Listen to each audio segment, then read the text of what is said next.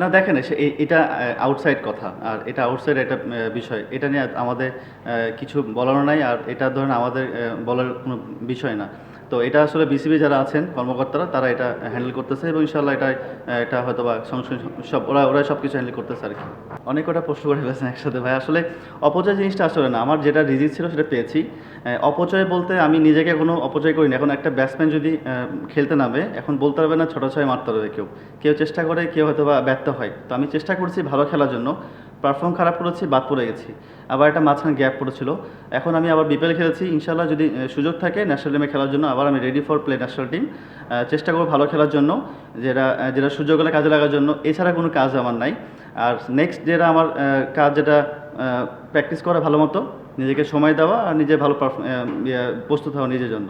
না আসলে দেখেন টি-20 ম্যাচ খুব ফাস্ট ম্যাচ। এটা একটা মোমেন্টাম ম্যাচ আর কি। আমরা প্রথম ম্যাচগুলো হেরে গেছি, একটা মোমেন্টাম করতে পারি নাই। আবার একটা মোমেন্টাম পেয়েছি, ওটাও ধরতে পারি নাই। তো টি-20 অনেক ফাস্ট ম্যাচ, আমাদের গ্যাপগুলো অনেক কম ছিল। আমাদের মোমেন্টাম ধরতে পারি নাই। তো আমার কাছে মনে হয় মোমেন্টামটা ধরতে পারি নাই আর এটা হচ্ছে আমাদের ব্যর্থতার কারণ। বাট আমরাও এজ এ টিম হিসেবে আমরা ভালো খেলতে পারি নাই। এটা একটা ব্যর্থতা। বাট কিছু করার নাই। ম্যাচ তো শেষ, আর কিছু করার নাই। নেক্সট ইয়ারের জন্য আবার প্রিপারেশন নিতে হবে। আই থিঙ্ক দুইটাই। কারণ ফার্স্ট তামিম যেভাবে স্টার্ট করেছিল দেখে মনে হচ্ছে 200+ উইকেট। যখন একটা উইকেট চলে যাওয়ার পরে যখন অন্য কোনো ব্যাটসম্যান আসলো তখন মনে হচ্ছে 120-এর উইকেট। তো আমি যখন ব্যাটিং করছি তখনও উইকেটটা এত ভালো উইকেট ছিল না। একটু টাফ ছিল উইকেটটা, চ্যালেঞ্জিং ছিল, বাট আমরা চ্যালেঞ্জ নিতে পারিনি আর কি। আমার দিকে আমি অ্যাজ এ প্লেয়ার আমি লাস্ট ইয়ার বিপিএল খেলি নাই, এবছর বিপিএল খেলার সুযোগ পেয়েছি। থ্যাঙ্কস টু ঢাকা ক্যাপিটালস ম্যানেজমেন্টকে আমাকে পিক করার জন্য এবং অপরচুনিটি দেওয়ার জন্য। এটা আমার কাছে একটা পজিটিভ সাইন ছিল আমার জন্য, যে কামব্যাক করা ছিল, যেটা আমি খেলার সুযোগ পেয়েছি বিপিএলটা। অ্যাট দ্য সেম টাইম আমাদের টিম 6 নম্বর শেষ করেছি। ম্যাচ তাহলে তো 6-7-এই থাকবো, লাস্ট আর কোনো টিম নাই। তো হোপফুলি ইনশাল্লাহ নেক্সট ইয়ারের জন্য আবার প্রিপারেশন নিয়ে আবার কামব্যাক করার চেষ্টা করবো সবাই। সাকিব ভাই তো ব্যস্ত থাকে, শুটিং টুটিং নিয়ে একটু ব্যস্ত থাকে, বাইরে থাকে। বাট আমাদের সবসময় আমাদের সিইও স্যার আছেন, আতিক ভাই, উনি সবসময় আমাদের টাচে থাকতেন। প্লাস মিজান ভাই টাচে থাকতেন সবসময়, আমাদের কীভাবে ভালো করা যায় সব কিছু নিয়ে উনি টাচে থাকতেন। এবং হোপফুলি সাকিবের সাথে কথা হতো ওনার সাথে, সেই জন্য হয়তো বা ওনারা আমার সাথে কথা বলতে এবং সবসময় পজিটিভ কথাই বলতেন আমার সবাইকে।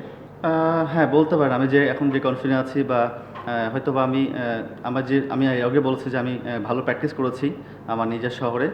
প্র্যাকটিসটা আমার খুব কনফিডেন্স বিল্ড আপ করেছে আমার জন্য। At the same time match খেলার সুযোগ পেয়েছি, 9টা ম্যাচ।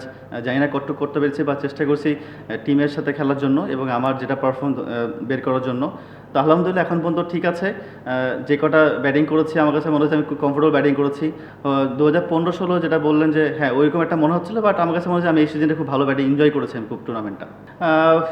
প্ল্যান তো আসলে ভাই, আমি তো টি-20 প্লেয়ার আসলে। যদি আপনি আমাকে দেখেন আমি 6-7 নাম্বারে খেলি ওয়ানডেতে, ওখানে 10 ওভার পাই।